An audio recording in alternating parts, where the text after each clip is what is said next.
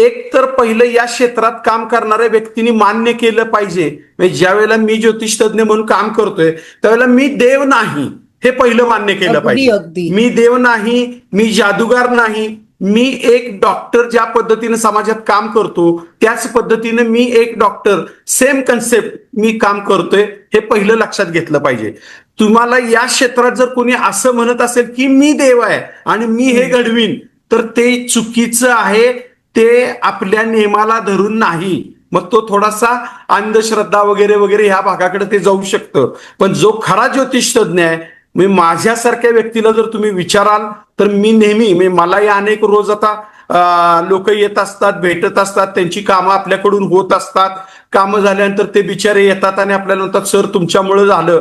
पण मी त्यांना एकच सांगतो की माझ्यामुळं नाही झालं, मी एक कारण आहे. मी अभ्यास केलेला एक व्यक्ती आहे. माझ्या अभ्यासातून तुम्हाला मी काही मार्गदर्शन केलं, ते तुम्ही फॉलो केलं आणि तुम्हाला रिझल्ट कुणी दिला, तुम्हाला तुमचं फळ कुणी दिलं, तर तो देव आहे हे कुठेतरी मान्य केलं पाहिजे.